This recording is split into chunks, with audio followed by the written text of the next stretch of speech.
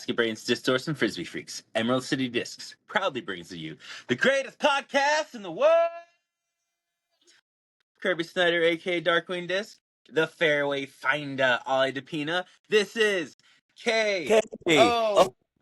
Disc Golf Show. Welcome to episode 108 of the KO Disc Golf Show. This is the Lickitung episode. KO question of the week. Comment down below, and Ollie and I will get to this at the end of the episode. But I'm sure many of us saw at a recent baseball game there was a guy who grabbed the ball from a little kid, which obviously we don't agree with. But would you steal a ball from a kid if it was maybe Shohei Ohtani's 60-60 home run ball? I'm talking about a ball that's potentially worth a couple $1 million. Would you push a kid out of the way for that? So comment down below what you would do, and Ollie and I will talk about it at the end of the episode. Ollie, how you doing, man? How's it going? Oh, going well. This is Tuesday morning, and this time tomorrow I'll be headed to the airport for my Croatia trip. I'm very excited. Been on the horizon for a while, so should be very relaxing, very cool, very fun. I'm excited. Good week of streaming, good week of biking, good week of everything. Roxy was out of town, so I played a lot of MLB The Show. My Diamond Dynasty's looking great. I'm really having a lot of fun with that. And then I went to some M's games, Randy Johnson retirement weekend. Went to 2 games, which was really fun of the series, so that was fun. And I think I'm just gonna try. If I have nothing to do, it's really not that expensive. Where it's like I can just, especially if I'm like not going to buy stuff, it's like just going to the game to go to the game. It's like I could definitely go to a lot of games. So I'm gonna try to go to some games this year. I've been Nice. enjoying it, and Yeah. that's Where in about it. Croatia are you going? We're flying into Dubrovnik. We're going to a bunch of different stops. I think it's like after Dubrovnik, we're there for a few nights, and then we get on a boat and we're going to like 5 other places, cities, like Split, and ending in Split and Hvar somewhere in the stop there as well. But should be a good time. There's like different excursions planned throughout the days and stuff. Like we'll go to this one spot and like we watched a video of someone like vlogging going on the same excursion. So I was like, okay, we can get like an idea of like what it was. And it looks pretty awesome. But like you can like just be like, oh, I want to like basically the morning they'll be like, okay, we're doing this. You can just be like, I want to do it or not do it, basically, and chill out or whatever you want to do. But they're like little bike excursions or like little I don't know, they have little things like activities planned that look fun and stuff. So I'm like, okay, that's cool. And then a lot of swimming, so I'm excited. I'm very excited. Sweet. Is there any do you guys have any like reservations at any restaurants or anything like that you're looking forward to? I heard the food's really good in Croatia. I'm just excited to try some stuff. Yeah, I heard it's like surprisingly like a pretty foodie town. Yeah. Pretty foodie country, I mean, and I know the first couple days there's a few, but I'm not.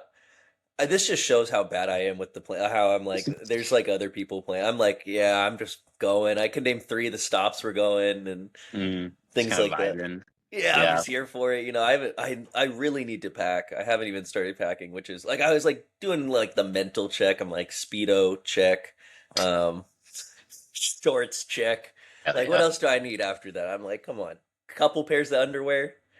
I don't know. Yeah. Nice. Yeah, Ellie, I was telling Ellie that you're going, and she was really jealous. Her dad is very proud of his Croatian heritage. I want to say he's like 100% Croatian, maybe. And she's been to Croatia. They've been a couple of times, like in the past, and she's really excited for you. So, at one point in time, I tried to do like a Croatian dinner for Oh, my father-in-law, my in-laws, and Ellie, and Croatia is such a melting pot of all yeah. these other nations and all these other countries because it's just kind of this land, this territory that's been taken over so many other times by so many other places that there's no like it's like lamb and garlic are their 2 like big like national foods, and besides that it's just like a little bit of like everything else. Like pea risotto is like a really popular food that you'll probably find at a bunch of spots and stuff like that. So but yeah, definitely get some roasted lamb while you're there. That's like the thing to get. So hell yeah, man, I'm pumped for you. It seems like a lot Heck of yeah, fun. we'll do. Um, This is the first week I had the new car, so that's pretty sweet. Pretty pumped about that. It's not new, I mean, new to me at least, So, It's a pretty, 2025. That's pretty new. yeah, it's pretty new. So, yeah, really, it's been awesome. Basically, as soon as I got the car, I packed it and then headed to Portland and just like camped out in it for the week, which is tight. Um, but yeah, I spent the week in Portland. I absolutely love that town. I feel like I get a lot of I feel like there's a lot of people down there that I run into. It's kind of almost like my disc golf home away from home, which is so cool. But yeah, big shout out to Jesse down at All Day Disc Golf for letting me set up a couple of boxes and sell some stuff. Yeah, I really appreciate everybody that came out and bought a disc from me this weekend. It was really awesome of y'all. It was really cool to see everyone. But yeah, just I love Portland. I mean, the amount of the reception I get, even the guy who's there's this like older guy who I see at all the tournaments who's always calling people out and kind of announcing their name, and it always kind of puts a little extra pizzazz on mine, and it just kind of makes me feel real good. So yeah, it's absolutely freaking love Portland. It was so great down there. Hot weekend. Spent a lot of time hanging out with Keone and Hefe Fastine. So that was really cool, kind of just chilling with them. We'll kind of get into more of like the Beaver State breakdown in next here. But yeah, it's cool chilling with them. I hung out with them a lot over the weekend and just kind of gotten chatting with them and watching some cool disc golf and that kind of deal.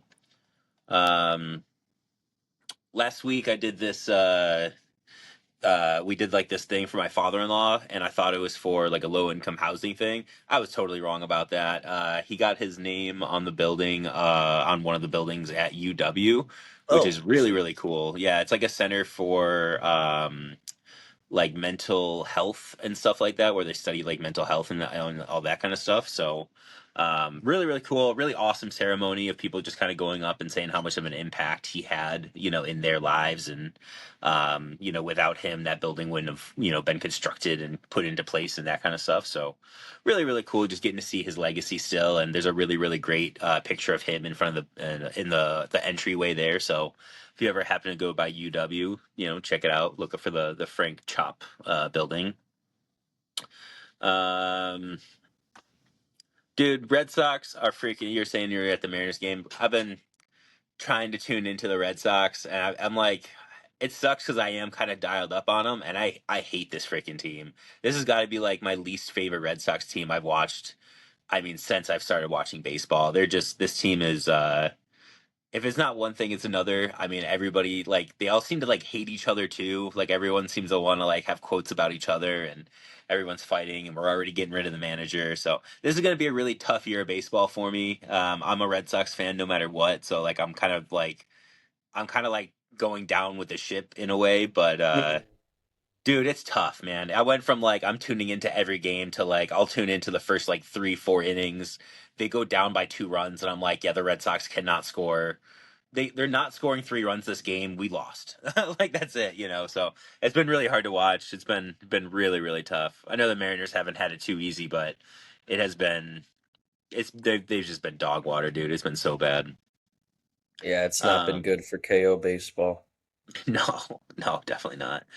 Um, Had a funny thought the other day that I think in a previous life or in a different world, I think I would really want to be a trucker. I just and like the more that I'm out there driving, like driving from like Portland to Seattle, those like 3.5-4 hours, I was like, dude, this was nothing. Like I can do this like in my sleep. It feels like, and 100 motherfucking yeah, miles. yeah, you ain't doing 1,800 miles, You boy. got Yeah. soft hands. You got soft hands. But bro, like legit though, that trucker diet sounds pretty nice. Like, and the other thing I noticed too, and this is something I noticed yesterday morning because I went out to Twin Rivers up in Arlington, and I had to stop and get gas, and I ran into the gas station to grab a couple of Gatorades, and I'm in there, and I was like, dude, this place is freaking awesome. So I really appreciate a really good gas station. I I hear think that. they're awesome. The gas station I went into, by the way, had a Cinnabon, and I was like, that's a problem, dude. Like that is a huge issue. But yeah, I could definitely see like little 25-year-old me, just loving the trucker lifestyle, and Living off roller dogs, some gummy bears, that's some right. Kit Yeah, Kats, trying to dodge some them. M&Ms, Trying to Emmys. dodge trying to dodge them lizards. You never know, dude. You never know. Oh, So like you'd be that'd be a problem. That'd be a that's a big problem for sure. So yeah, I mean, I think I love the trucker lifestyle. That's something that I could really find myself getting into. Hey, if DG doesn't work out, get your CDL, buddy. You never know. You never know. I think that's maybe a KO question of the week next week, or maybe comment down below what you think my like trucker radio tag name would be. Darkwing truck. Yeah, exactly, exactly. I had to come up with something good down there. Yeah, Darkwing semi. the dark wheel disc or something. Darkwing.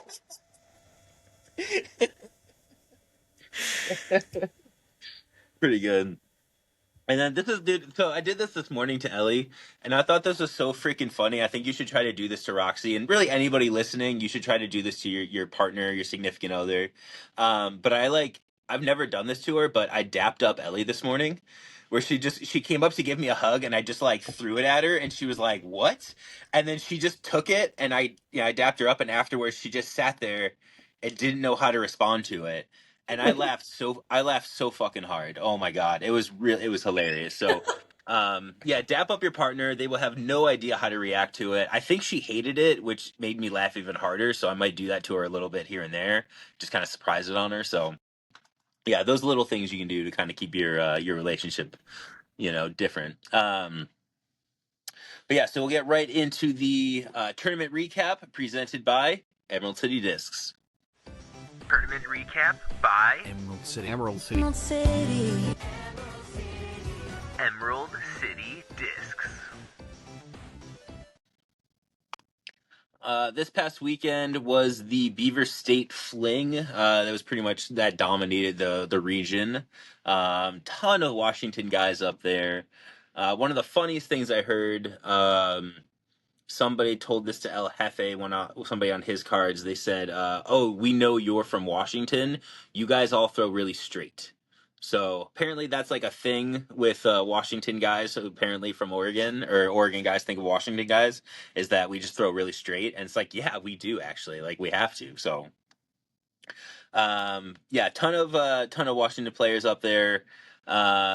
Big shout out to Tim Tenkle, Ten Clay. Guy had an amazing weekend. Shot at 1044, 1034, 1017 rated rounds. We'll kind of get into where he finished in a little bit, but wanted to make sure I give him an extra special shout out because the dude's incredible. I mean, he really, like, after round one, when he had the hot round, I went up to him and was like, "Hey man, congratulations, that's awesome, you did so good."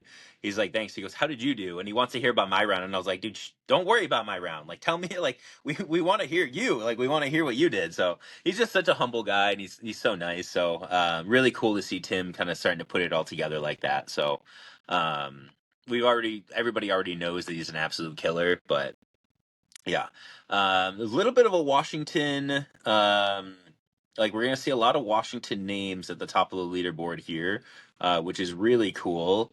So I kind of want to talk a little crap, from like us being Washington guys. I don't know. Is Washington disc golf just overall better than Oregon disc golf? I think it might be. Yeah, I mean, results are there, so. Yeah, we're gonna go through the winners real quick here. Taking down MPO was Drew Gibson. He won in a one-hole playoff over Tim Tenkle. Like I said, Tim just shot amazing all weekend. Dude, it was really, really cool, and kept his head on straight the whole time. So really, just cannot say how proud of him I am. Really. Coming in third place was Jason Lawson. Winning FPO, we got Sai Ananda over Zoe Andyke and Amy Lewis. Taking down MP40, we got Travis Head over Robert Lockwood and Ryan Robinson and Chris Waugh tying for third place. Roxy Russell won FP40. Hank Kerwin won MP50. Juliana Corver won FP50. I'm a huge fan of Juliana Corver. She came into the store a couple years ago and signed the wall, and she's just, I mean, beyond a class act. Just really just an incredible person there. So really fortunate to spend some time with her there. MP60 was won by David Feldler. He took it down over Jim Oates, who is Juliana Korver's partner, and another just incredible person and incredible player. Clay Reed took down MP70. Bryson Little took down MA1 over Braden Schuler and Kyle Terwilliger. I don't know if that was right or not. I tried really hard though. Big shout out to Tyler the Missile Bissell for tying for sixth place as well. He had a pretty nice weekend all in all. Big fan of that guy. Hung out with him a bunch this weekend too. Taking down FA1, we got Harley Hutchinson winning MA40, Julio Valenzuela over Jason Ramirez and Travis Puckett. Morgan Hay won MA50 over Matthew Jensen and Brett Olson. Cheryl Terwilliger won FA50. Greg Josephson won MA60 over Dave Duquette and Rod Meyer. We got Mark Hauser winning MA70. MA2 was won by David Hoff over Mike Lloyd, Bryson Takemoto, and Blake Oren, who tied for second. And then winning MG18, we got Brody Moser, who took that one down. Really, really 2,000 cool. rated rounds. Solid. Yeah. For Brody. Yeah, I know, definitely. Just an incredible event. I mean, so well ran. I think it's one of the biggest events in the state of Oregon every year, which is incredible. Like I said, I can't thank Jesse enough for all the work that he does out there. The place really looked incredible. Talking a little bit with ran into some of the guys who own or run Lucky Mud down there, and they are really looking forward to all the events they have going on. Actually, they brought it up to me, and Grant, I know Grant, you're listening. They were saying how they're trying to do like a little like juniors, like whatever world's entry thing down there, or like a national juniors tournament, and they're really hoping to get Pierce down there for a couple of tournaments. So we've talked about it in the past on this show. Lucky Mud's just an incredible course, just an incredible time down there. So it is a little out of the way, but the place is amazing. It's one of the best courses in the state without a doubt. So Grant, we got to get Pierce down there for sure. He'd have a good time, especially competing with Adam's son down there. He's really, really talented, really good. So yeah, we got to get all those guys together. But yeah, had a great time out at Beaver State Fling. Seventh, I tied for seventh, which is a huge improvement over last year. Last year I missed the cash, so just did not have a great tournament all in all. Had a couple of really great cards, especially that last day. It was Daniel Pfaff, Caleb Joyner, and Chris Nelson, who's a Oregon guy who's awesome. So really, really awesome card. My kind of highlight or my shot of the weekend, so to speak, the Monster Hole, which is that 1,200-foot par five.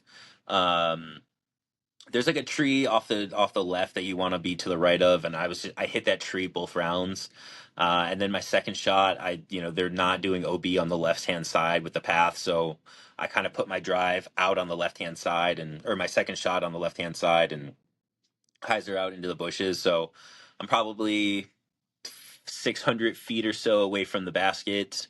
I got 1 foot in this tree. I got thorns and all the kinds of stuff digging into my leg, and I got 1 foot out, and I grabbed my Q line DD3, and I'm just okay, I'm just gonna rip this on as much, I'm gonna throw as hard as I can on a little bit of Anheuser and just get I just want to go that way, as far as I can.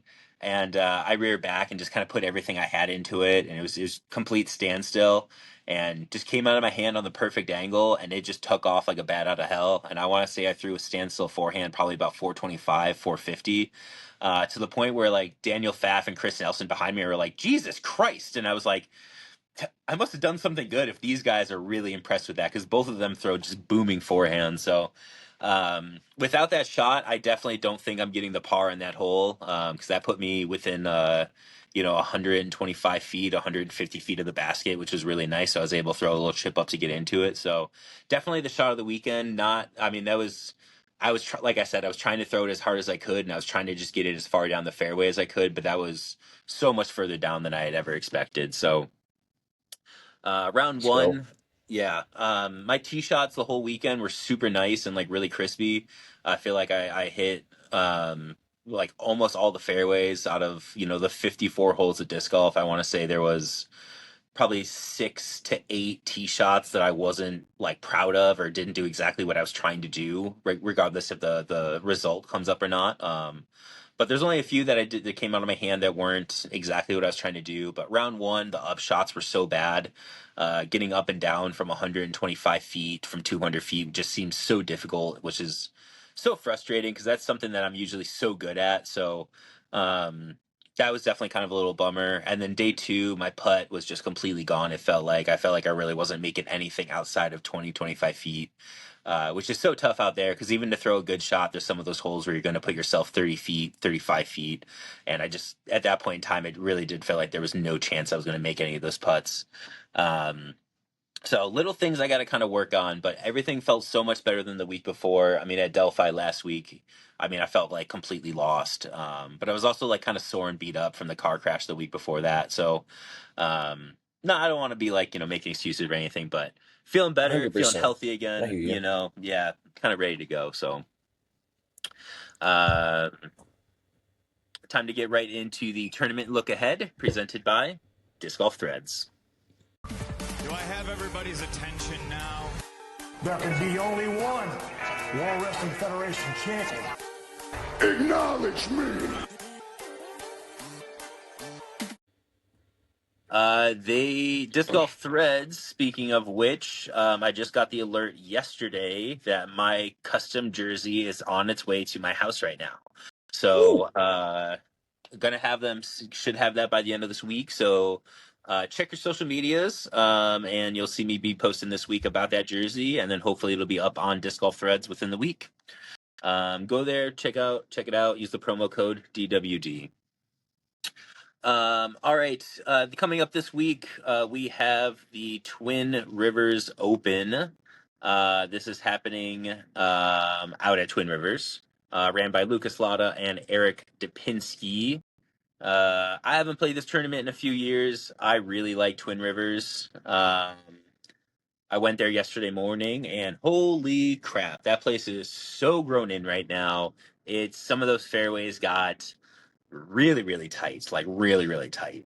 Um, Great little course. I mean, it's really not very long. Like, there's a couple of those field holes that are pretty big distance, and outside of that, everything's 300 feet and in. I want to say, right, or something about there. So Yeah. I haven't been there in a minute. And I think the last time I was there, like, a hole was there that isn't there anymore. That's got, like, yeah, eroded. yeah, the 13 or 14. Yeah, one of those ones or something. Yeah, it's been falling into the river for the last couple of years, and it's finally gone. They made a new hole. It's actually really fun. It's a really nice, like, I don't know, 260 little putter turnover, or like a little mid turnover, maybe a little forehand flicker. Um, but it's a nice little hole, but it's just another kind of like shorty kind of thing, right? Everything else is very in line with it. So, but yeah, holy crap, is it grown in, man? I was really really surprised. I think, like I'm going back out there tomorrow morning to practice, play a couple of rounds, and there's a couple of fairways that like you got to be really really careful because if you hit a tree and you go ricocheting right or left, like there's a really good chance you're just not going to find your stuff. It's going to be gone. So, um, yeah, really grown in. But yeah, so heads up if you're going out there. I believe Caleb won this last year, so he's really looking forward to coming back this year. MPO, MA1, MA40, MP50, all those other everything in between.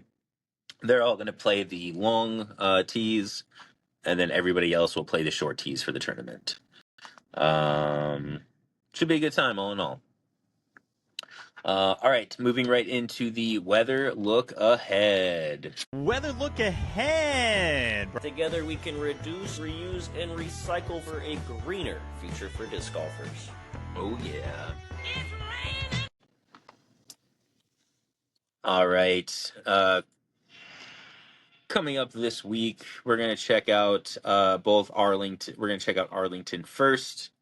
Looking at the weather, it looks like tomorrow, which is going to be my personal practice day, uh, anywhere from 50 to 70 degrees.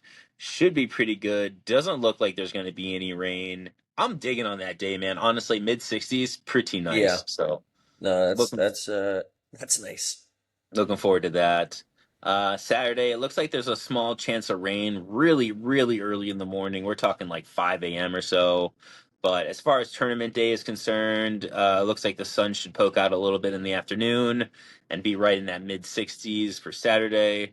And Sunday, we're looking at about the same, minus that little bit of rain. So that's cool. It should be Whoa. a great tournament weekend up there in Arlington. And then Ollie, let's see what's going on in Dubrovnik. Bro, I just looked it up. It's crazy. You got rain on Thursday, the day you're showing up. Look at Saturday. I got 69. But it says lightning. Oh, I don't see lightning on mine. I just see 69 and cloudy, and like Mine chance shows of a little rain. bolt. That's crazy work. You got Yeah, chance of rain in the again, afternoon. I'm here. I'm hanging. Yeah, yeah. Looks like it should be pretty nice. Looks like you're rocking mid 50s to low 70s out there. Might be a little chilly for a speedo, but I'm gonna encourage you to do it. Yeah, So. no, we got the speedo already. So What did you get? Like a black speedo, blue speedo? What are we talking here? Give the Cape people Verde what they flag want. speedo. Okay. All the guys all have speedos with their. My friend has like a Portugal one. Hell yeah. No, it's all good. It's all funny. Nice. Yeah, give the people what they want, man. Give them what they want. Yeah, I'll be out there. So yeah, have a good time out there. Weather's looking really great, pretty much everywhere this weekend. So, okay, time for the local course review. This week, we're gonna dive into Milo McIver. It's not super local, but I mean it's Pacific Northwest local to us at least. And a lot of, like we just said, a lot of the locals were down there playing this past weekend. Ollie, what are your impressions of Milo? How do you feel about it? Oh, it's definitely cool. I haven't fully played it, so like my um I've walked it with you like Yeah, a couple years ago, right? yeah, I got to caddy for you. So I've seen it and like what it can look like and some of the holes and stuff, but haven't played it myself. I think it's an awesome go, especially in that layout that they had it in then. I don't know what should be the same. What Yeah, y'all played. I think when you caddied for me, was that BSF or was that for like the Northwest Championship? That might have been Northwest Championship. Yeah. So I think that year they might have played the combo, um, which is one I think honestly like I think the combo's awesome. It's super super long, because they combine a bunch of holes and pretty much take away Yeah. anything under like 350 feet basically. Um, So, yeah, the East and the West course separately are incredible courses themselves. They offer a lot of kind of more your like park style holes compared to what that Pro Tour level does. But the Pro Tour level hole kind of highlights the best parts of Milo McIver in a way that the regular course has a couple of holes that you're like, this is kind of gimmicky, or this is kind of soft, or this is Hmm. just like pretty okay, or something like that. Like there's a couple of holes that I actually genuinely do not like. I don't think there's a very good line, or I just don't think the hole is very fun to play. And the Pro Tour layout gets rid of those in such a way that it really highlights all the great of the course. So honestly, if you've played or you checking out that Pro Tour layout, you're not really missing much. I mean, there's a couple of a couple of cool holes here and there, but Yeah. nothing too crazy. Um, like I said, I mean, I love the place. It is day use fee, so that's something to kind of consider. It's like $10, $12 or something like that, to rent the park. I got the yearly pass, I think, for like $60 or $70. So it's already paid for itself with just this past weekend at Milo. So when I go back down there for the Northwest Disc Golf Championship and I practice Milo, those days will all be paying for themselves, which is awesome. So that's definitely the thing to do. Actually, somebody messaged me last week. Rob Corrigan messaged me and said that if you do go and buy your pass online, you can print something out and put that in your dash that shows that you printed that thing out, because they take like a month to send you the thing that hangs on your mirror. So kind of, little Milo little Hack. secret for you there. Yeah, a little Milo hack. The drive down, like once you pull into the park, the drive through the park to get to the parking lot is just awesome. I mean, Yeah. you're going through these like rolling hills, and you're really seeing just how beautiful the place is. I did find out that it was at one point intended to be a golf course, or used to be a golf course of some sort, which really explains why some of those fairways are so clean and so wide open. There's a couple of holes that do have big defined fairways that you're kind of surprised that there wouldn't be a tree growing right in the middle of it. So cool to see there. Um, Ollie, do you have like a favorite hole out there that you can think of? I'd probably go. I just looked up which one it was. It's hole 5, I think. The one where it's like you kind of walk over the little bridge part. It's like it kind of has like a back Oh to yeah, it. There's like yeah, the yeah. OB. They had It's a on kind like of the stump. intense OB. Yeah, yeah, yeah. Yeah, I like that that hole's hole a lot. awesome. So that hole is so much fun. I That year I think we played it from the par 3 position, right? Yeah, Where it was there's like like a that long. crazy OB, I want to say. Yeah, there's like Like upped it. yeah, that strip right in front of it. So that one, I love that shot. That is such a, I think that's better for the Pro Tour to make that as a par 3 Yeah. with that OB, because it plays harder and there's going to be more scoring separation. For Beaver State Fling, the tee pad is like over to the left of where that is. So you're kind of just like throwing a hyzer into the middle of the field and then throwing, a putter or a mid range up to the basket. Both are incredible. That is one of the most iconic and scenic greens at that course. So what a good pick. I mean, without a doubt. My favorite hole is the Genius hole. I like the par 5 Genius hole. I think that is my favorite disc golf hole. If you told me there was a disc golf course that had a tee pad where you're throwing down 60 to 100 feet of elevation, you told me if there was a course that had a par 5, you're telling me there was a course that had an island shot and had like a river flowing through it, and it was next to the Clackamas River, I would say that that course sounds awesome. And you have all of those things in one disc golf hole. Just incredible par 5. I mean, it's what, 1,000 feet or 1,200 feet Is long. that hole 2? No, it's like I don't know what hole. Because they change the numbers so much, like every year they kind of like alter what the starting hole is. So I don't know. It's the one that's like you have to like walk up the trail to get to the top, and then you're throwing down. Oh, Uh, and then so for like the Beaver State yeah. Fling, they play as the par 4, and the basket's kind of in the gully, and then you cross the road, and then you throw down to the island. But during Northwest Disc Golf Championship, you throw down, and then you have to throw across the road, and then get up to the island. And that hole's just, I mean, it's the most fun. I'll never forget watching Jacob Cupcake Cordis throw a second shot and go past. He like jumped the island and went off the back end of the island on his second shot. Just an incredible shot. It just blew everybody's mind. So that's my favorite hole out there. I think it's absolutely incredible. I mentioned there's some holes out there that aren't great. I want to say it's like, man, I don't know. We played it as hole 3 for the Beaver State Fling on the East Course. It's this like it's a 350-foot kind of turnover into the green. You can't see the spot that you want to turn over into from the tee pad, and then the Mm. basket is guarded by a tree and kind of on this like big elevated thing. Probably from the ground, it's maybe 15 feet above your head. It just feels like luck. Like it doesn't feel like there's a legitimate shot to get yourself into the basket. The best shots are coming in early and Is just that like it's missing. like the crazy turn one? No, not the not the candy cane kind of like horseshoe almost looking Oh, one. Not that I one. was like, That that one's one's like a par cool. 4. That hole's awesome. Yeah, that hole kicks ass. This one I'm talking about is it's just not good. It feels lucky. I watched the guy birdie it, but we all thought he threw a terrible shot, and it just like didn't hit the trees, and just kind of like snaked its way in. And then people who are throwing good shots are, 55, 60 feet away from the basket, and not without a real putt. So it just feels kind of gimmicky. It feels kind of lucky more than anything, which I just don't like. Um, and then the other one that I don't like is actually hole three of the West course. And we played that right after the hole that you really like, the stump hole there. Um, the hole sucks. I mean, the hole is so bad. There's no true line to it. Really, what people are doing is just kind of throwing this like high turnover on the left hand side, and people are just hitting trees and kind of ricocheting all over the place.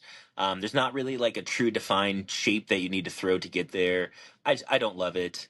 Um, I was telling Keone had never played that hole before, so I was telling him about it in the morning, and I was like, "Dude, I just don't like that hole." I was like, "I really think the strategy is to take a putter, aim low, hit the fat part of the gap, and just take the fact that you might be 100 feet away from the basket still, and have a little jumper at it." And Hmm. I take a 4 on there, so I look at the scores to see how Keone did, and I see that he got the 2 on there, and I'm like, "What the hell, bro?" So I see him after the round, and I was like, "Dude, you got the birdie on hole 3?" He's like, "I did, yeah." And I'm like, "How?" I was like, what the hell, bro? And he goes, "I did exactly what you said." He goes, "I threw a putter up into the middle." I was like, "How far away were you?" He goes, "About 80 feet." And I go, "And you just drained the 80-footer?" He goes, "Well, yeah." Jesus, man. Keone's an animal, dude. That's He's so so like sick. he's sneaky, really, really good. So, really cool to see. I mean, yeah, I hate that hole, but it was cool to see Keone get the birdie on there. Um, as far as like amenities and stuff like that are concerned, I mean, Milo has all the stuff. It's got bathroom, it's got like more than enough parking. The fact that the Clackamas River is right there, and after you're around on a really hot day, you can just go and dip your feet in the Clackamas River, kind of soak in there for a little bit if you want to. Really, really awesome. Um, Two different courses, which is really great. There's multiple pins, multiple tee pads for a lot of those holes, which is also really, really cool. So tons of options for how you want to play. You can even go out there and try to play the pro tour layout if you want to. Kind of be a little bit of a nuisance, but you can do that if you want. So it's really got a lot of the stuff that you want to see in a disc golf course. I think it's one of the best. It's got to be. I think it's in the top 100 rated courses in the U.S. right now or in the world, and I mean it has to be for sure. So, Yeah. um, do you have anything to add there? I know you're not as familiar with the place as I am, but do you got anything to add kind of towards the end? No, I think no, that was about how I feel about it. I don't have a least favorite hole or anything like that. I didn't think you would Um, necessarily. The Beast um, Hole is also special shout out to the Beast Hole. That par five is pretty freaking awesome. yeah, I'm trying to think. Anything else? There's no food. Is there food? There's no food. Yeah, No! Yeah, that's a yeah, six. no. That's a six. I've, I think no. we're gonna skip the rating on this one just because it's not like a true like local Washington What would you course rate to it? us. I give it a pretty high rating, honestly. Yeah, I'm probably same. in like high eights, I'm in somewhere in the that range. I'm nine probably. Are you? Yeah, I would I'm just definitely. feel alone and just walking the course. It's like, oh, that's a nine, Yeah, 9 plus. yeah. I mean, the shots offer a little bit of everything. I mean, the history that's there. Like we didn't even talk about the Philobatros. Yeah, I was gonna say that's my other favorite hole. Yeah, Just which walking that, I they mean, like he did it here. I yeah. would just, hmm They turned that back into a par five, which is awesome because oh heck yeah, before it was a par four, and there was just absolutely no way anybody was going to get it. So there was a couple of eagles on the weekend. let's go. Um, I played it so safe. I was like, once I knew that it was a par five, I was like, I'm definitely getting the birdie here now. Like, no reason not to. No albatross. Nah, no albatross. Would have been cool though. Yeah, can't talk highly enough about Milo though. If you're down in the Portland area, you got to go check it out. I mean, it's like a must play down there. So, go spend the day. It's definitely worth the trip. So, all right. No Pro Tour breakdown this week. This past week was Waco, and Waco was not so wacko, even though Emerson Emmer Daddy won out there. So, but yeah, it's a Jomez series. We're not gonna do a full breakdown for the Jomez series stuff. But it is time for Sound Off. Ollie, hit us with that Sounders update. Sounders are still looking strong. Only game that we played since then is at Sporting KC. That's in Kansas City. And now we have a game against San Diego FC on May 9th, which I will be gone, of course, for. So look out for that game. And then I'll also be. Where is this?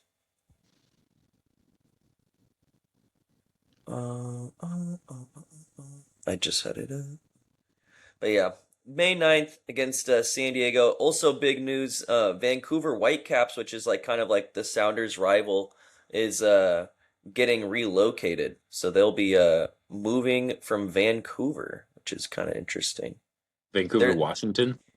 No, they're Vancouver, BC. They're too close to have two Vancouvers. That is a little crazy. But yeah, they'll be moving, and so the Whitecaps are turning into where are they going?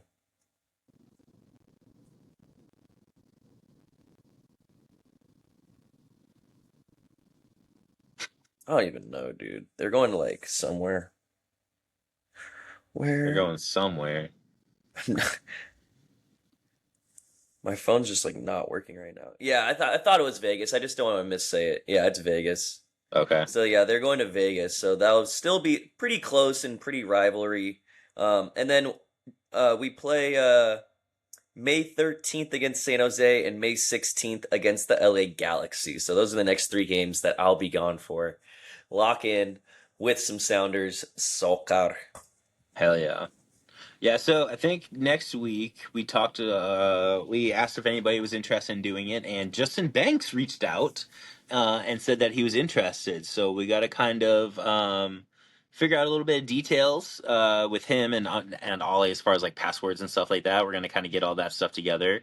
But I might have him take over the sound off next week, or we don't know yet. We'll figure it out, but. Might be kind of fun to have him just take over your segments completely. No one ain't doing it like me. All right, time for the ODP guarantee. Oh, you know what I'm talking about. Oh. P Guaranteed. And Ollie, what do you got for us? I was thinking there wasn't going to be one, so if there's not, I was setting up for I'm going to go through the NBA playoffs because when I'm back, it should be the semifinals for each. It should be the conference finals for each respected conference. So we have the 76ers versus the Knicks. I'm taking the Knicks. I don't know how many games. I'm just going to take them to win that series. So they'll be in the Eastern Conference semis. And I'm taking Cleveland over Detroit. That's my team to win. Cleveland's my team.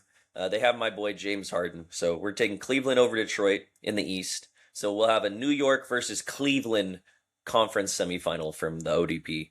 Okay. And then down in the West, or over to the West, we have Minnesota versus San Antonio. I'm taking the Spurs to beat the Timberwolves, and I'm taking the Thunder to beat the Lakers. So we'll have a San Antonio versus Oklahoma City Western Conference, and we'll see. We'll get back to that. We'll see how right I am. We'll see where we're at then. Cool. Sounds good.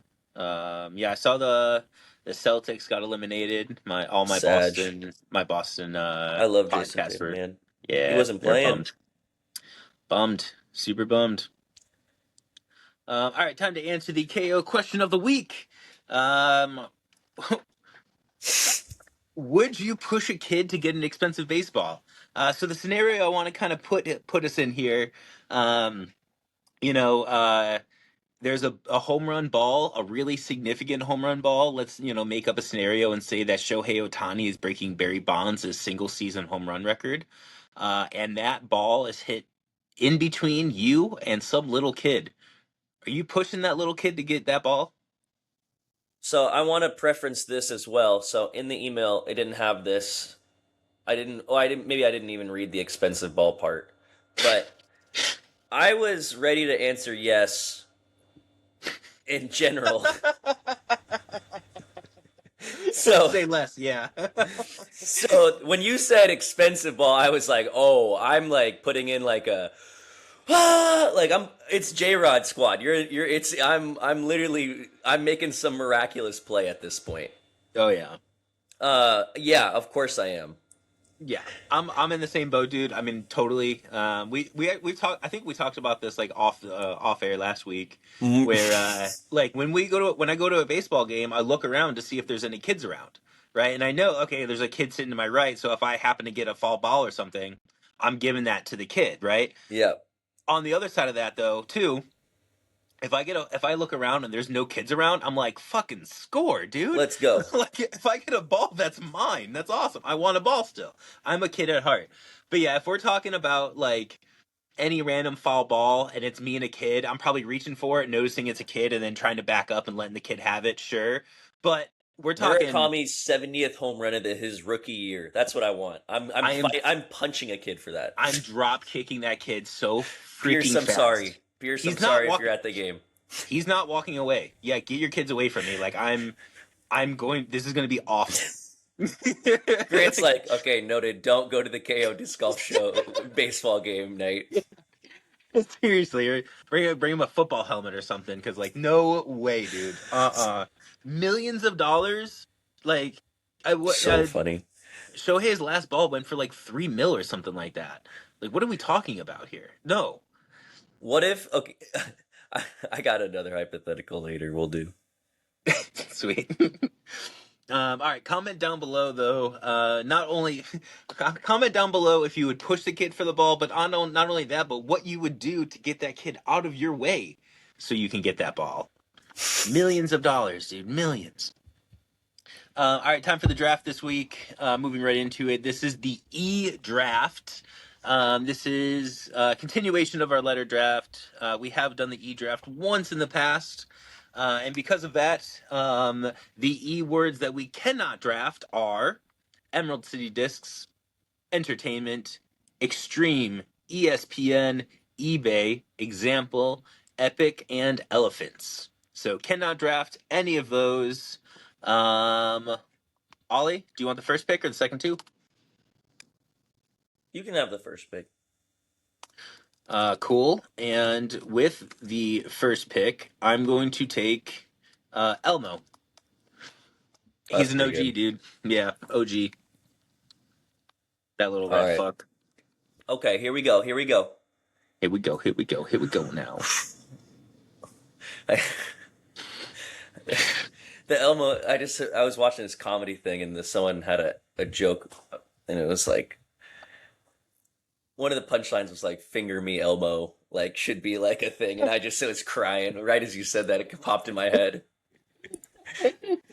I'm going to go with espresso. I've been on a big espresso grind, quick, easy, energy. On my list.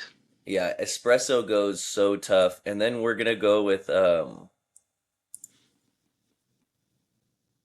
Eggs Benedict. I'm a big Eggs Benedict guy. Also on my list. Eggs Benny. Eggs Benny is so bomb. Yeah. Hollandaise slice? Yeah, bomb. Yeah. Bomb. Hollandaise is right there. Kippy's a huge Eggs Benedict. Like when I, like on like special. Bro, like I don't know Kippy's breakfast order. Come on. On special, like when I was a little kid, I was like, oh, I'm going to do something nice for my mom. And I just go get the packets of hollandaise sauce and make her that and make her at home eggs. Oh, dude. Hey, I was little, bro. I was like, I can't do this. She loved it. Hey, she loved I was the effort, man. Hell yeah. When I was in culinary school, I had to make hollandaise for as a test, as a grading thing. I had to make hollandaise, and I was working in restaurants, and they showed me how to make hollandaise in a food processor, which is not the classic way of making it, and not the way my school wanted us to learn. So I made it in the food processor, and it was cool. The teacher was not fucking happy with me, and I did not do good on that test because I did it so fast. But hollandaise is not easy to make, so hell yeah, dude. For my next pick here, I'm gonna go with edamame. Big fan of edamame here. Surprised And that then wasn't the first one. and then my other pick is going to be Eggos.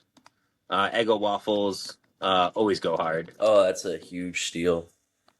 That's a huge steal. All right, you got back to back. We're gonna go with first. We're gonna take one of my favorite animals of all time, the emu. Give me an emu. I love Emu? emus, man. If I'm at the zoo, I'm like, no matter what the path we're going is, we're ending at the emu exhibit or some form of it. I'm going to go check them out. I really do like them. I think they're pretty cool looking guys. Big emu guy here. Big emu guy. Is it emu's just like a big like ostrich looking thing, Kinda, right? yeah, kinda. Big flightless bird-esque thing. Bro, I'm not gonna lie. I just like Googled emu, and there are some like ugly ass pictures of an No, they're cute to me. emu. Their faces look derpy as all get out. They're so cute. Yo, They kind of remind me of me a little bit, I think, and I just think I see it. That's the problem. I just really like them. Bro, there's a couple. They got like little curly hair sometimes. They're just really cute, man. It's some tough looks. Big eyes. They're cuter than ostriches. I don't know how to spell ostrich. And we're gonna go with enchiladas as our last one. Yeah, good one. Yes. Enchiladas. That's another one I can't spell. Nice. Good draft. My last pick here. A couple of honorable mentions. Honorable mention to egg rolls. Yeah, Honorable big in mention there. to the Earth. Yeah, that's big. Eagles. But Eagles, my yep. last pick is going to be elephant ears. A fair treat, dude. Absolutely love them. Interesting. I think elephants in the first draft. I think It's I get a food product. Totally different. I'm drafting the animal and then eating. I'm kidding. Yeah. No, green like that. Green like that. Green like that. I did Google foods that start with E, and one of them had elephant, like in the category of foods that start with E, and I was like, absolutely not. No way. That's crazy. That is episode. Oh my gosh, episode 108 on a freaking roll.